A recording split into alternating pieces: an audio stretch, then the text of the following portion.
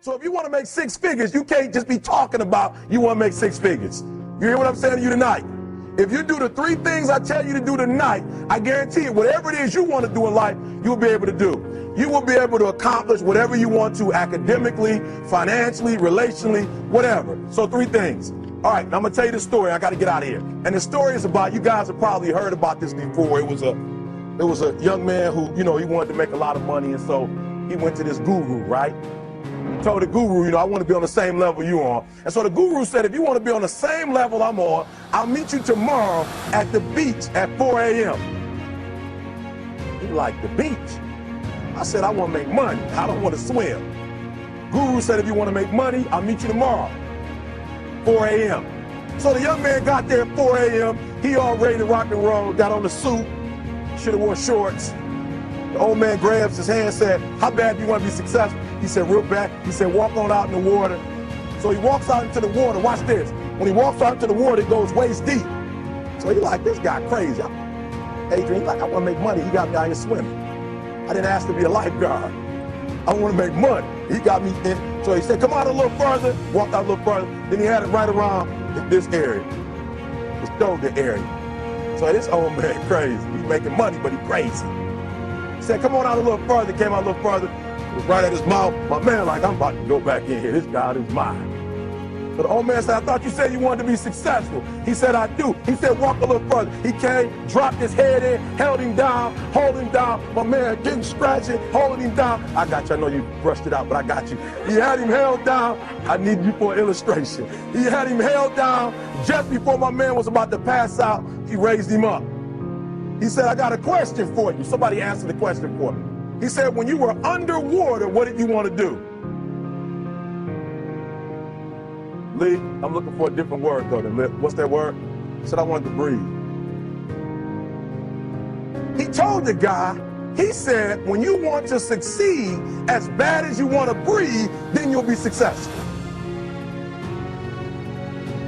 I don't know how many of y'all got asthma in here today, but if you ever had an asthma attack before, you short of breath, SOB, shortness of breath, you wheezing. The only thing you trying to do is get some air. You don't care about no basketball game. You don't care what's on TV. You don't care about nobody calling you. You don't care about a party. The only thing you care about when you're trying to breathe is to get some fresh air. That's it. And when you get to the point where all you want to do is be successful as bad as you want to breathe, then you'll be successful. And I'm here to tell you, number one, that most of you say you want to be successful, but you don't want it bad. You just kind of want it. You don't want it badder than you want to party. You don't want it as much as you want to be cool. Most of you don't want success as much as you want to sleep. Some of you love sleep more than you love success. And I'm here to tell you today, if you're going to be successful, you've got to be willing to give up sleep.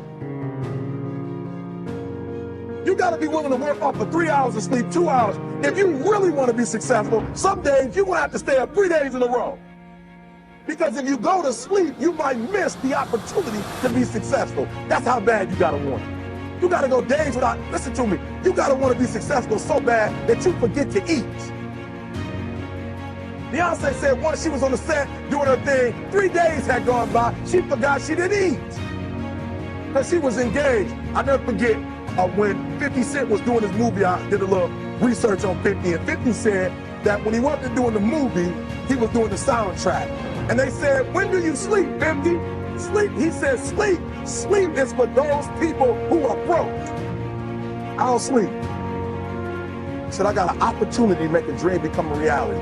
Football players, how many football players? Got anybody like football in here? Raise your hand. Anybody like football? Emmitt Smith. I used to be a Cowboy fan before they did my boy Tom Landry wrong. I used to be a Cowboy fan. And watch this, there was a commercial. Emmitt Smith had won his first Super Bowl, and he had this commercial when he was lifting weights. I don't know if you saw the commercial when he was lifting, and Emmitt said, you know what? I won the Super Bowl, so I can rest now. He was doing his bench press. So he said, I won the Super Bowl, so I can rest now. So he throws up about 325, boom. And he rests for about 2 seconds. And he, boom, boom, boom. Did you see that? He'd already won a Super Bowl. He said, I think I'm going to take a rest. And he rests for how long? 1 second. Most of you won't be successful because when you're studying and you get tired, you quit. And I'm here to tell you today, if you got somebody came to my office the other day crying. I said, look, don't cry to give up. Cry to keep going. Don't cry to quit. You already in pain. You already hurt. Get a reward from it. Don't go to sleep until you succeed. Listen to me. I'm here to tell you today that you can come here, you can jump up, you can do flips, you can be excited when we give away money. But listen to me, you'll never be successful until I don't have to give you a dime to do what you do. You won't be successful until you say, I don't need that money, because I got it in here. So listen to me. Emmett Smith said this at the end of the commercial. Emmett Smith said, all men are created equal. Some work harder in preseason. I'm going to say it again because you might have missed it. All men are created equal.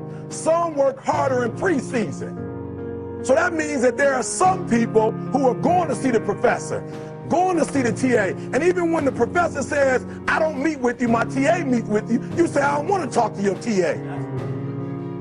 I don't pay the TA. I pay you to teach me. So you're going to have to find some time to meet me. If I got to meet you at the mall, if I got to meet you at your house, you are going to see me. Listen to me. All men are created equal. Some work hard in preseason. When I went to college, guys were way smarter than me. 4.0s, 3.0s. They went to the Ivy League high schools, came to Oakwood from these great high schools. Most of them are not doing what I'm doing. Why? Because it's not about where you come from. It's about heart. You come to a place where, being smart ain't enough. You got to have heart. That's number one. Watch number two. Number two, catch number two. I wrote it down. I wanted to make sure you got it. It says, watch this. We're talking about sacrifice now. The important thing is this. You're right while I'm saying it, because I only have about 3 more minutes. Listen to me. The most important thing is this. To be able at any moment to sacrifice what you are for what you will become. That's the number 2 thing. You got to catch that one. To be able to, listen to me, at any moment. Some of you can make sacrifices when Monday Night Football is not on. You can make a sacrifice. But when the game come on, for some reason, you just attached to it. For some of you, when your favorite show come on, you can make sacrifices on Sunday when ain't nothing going on. But when your favorite show comes on Monday, some of you focus until the phone ring, and then you like, I gotta answer it. If I don't answer the phone, I'm gonna die. I'm saying to you today that there are some of you, if you give up your cell phone, you would be successful. But your cell phone is more important to you than your success. I'm gonna say it again. I'm gonna hurt somebody. Some of you need to give up your cell phone, because the time you spend on your cell phone could be used for your success. The time you could be using to be successful, you're using it on the cell. And the cell phone is not bringing you nothing but a bill. And somebody has told you you couldn't live without it. I'm talking about going deep now, giving up stuff. Watch what it says. To be able at any moment to sacrifice what we are for what we could be. I don't do well in math. You're right. You ain't never studied. I'm not good in writing because you have never written before.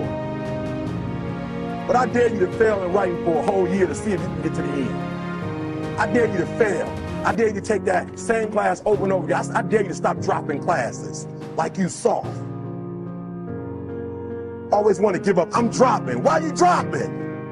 I'm so grateful that the slaves didn't drop and quit. Say, I'm just going to stop. I'm a slave. I'm just going to be a slave. I'm going to quit. Listen to me. The slaves said, we will live because one day we will become. We will always be slaves. So today, although we're slaves, we're going to act like we're free, and one day our children will be free. If the slaves would have just said, we quit, we give up, we would have died in the Middle Passage. But some slaves said, I don't care what we go through, we're going to survive this. 400 years of slavery, we're going to get through this. And you can't get through it 1825. You can't get through a writing class, and you got tutor after tutor, resource after resource. The problem is, you ain't never felt no pain before. You're soft. It's a soft generation. You quit on everything. Our people did not quit. Harriet Tubman not only made it, she went back and got some more. She said, you know what, I made it, but I'm going to walk all. Listen to me, shh. not ride the bus. I'm going to walk all the way back down to the south to get some more. And you quitting on 1825? Now watch this. You quit after you, listen to me, you get a sleeping bag and you wait for them. You wait for the first WRA instructor to come in and you come out your sleeping bag, I need help. You quit after you do that.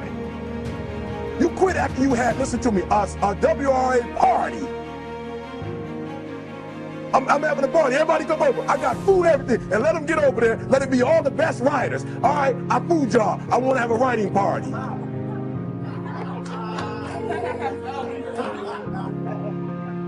I'm serious. You quit and you ain't even tried yet. Last one, I'm sorry. Last one. Listen to me. Pain is temporary. It may last for a minute, or an hour, or a day, or even a year. But eventually, it will subside. And something else will take its place. If I quit, however, it will last forever. Listen to me, I'm telling you as I leave. I was homeless for 2.5 years. And the problem with most of you never felt no pain before. Y'all spoiled. Y'all spoiled. Some of y'all spoiled. Just bottom line. Your parents have done everything for you. You never had to do nothing for yourself. You're spoiled. We're going to keep it real tonight. Some of you are spoiled brats. Every time you ever got in trouble, somebody in your house got you out of it. Every time you've done something you're not supposed to do, people say, Eric, your mother's a tyrant. You're right. She kicked me out. You're right. She's mean, but she developed a man because she put me out there and said, you're going to have to grow up. And some of you have never learned to grow up. And so every time something get hard, you quit, you call mama. I dare you to take a little pain. I dare you. I dare you not to go home. Somebody said, I don't go home, I feel bad. Go through it. You ain't gonna die. At the end of pain is success. You're not gonna die because you're feeling a little pain. I'm not eating like I eat at home.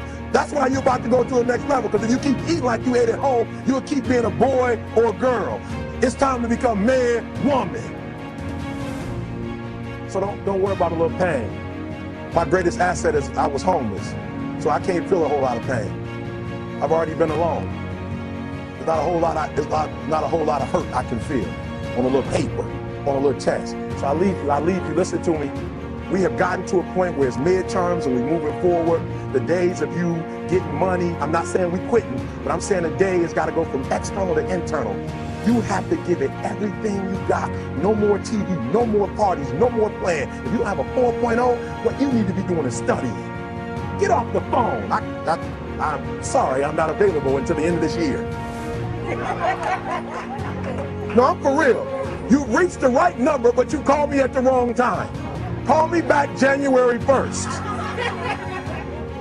I'm about to get busy now. Huh?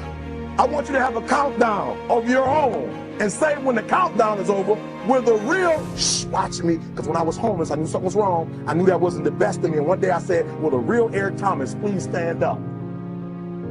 Will the real Eric Thomas please stand up? Stop being this high school dropout. Stop giving up. Stop sleeping on the street. Stop walking up and down Fecal Avenue like you ain't got nothing, and get your GED. Stop being afraid to take a test. Stop being afraid to go to college because your daddy didn't go and your mama didn't go.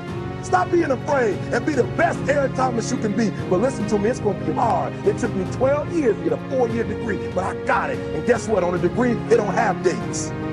So if it took you 4 and it took me 12, it don't show up nowhere. But I'm exactly where I want to be because I realize I got to commit my very being to this thing. I gotta breathe it, I gotta eat it, I gotta sleep it. And until you get there, you'll never be successful in life. But once you get there, I guarantee you, the world is yours. So work hard and you can have whatever it is you want. Thank you guys for the time.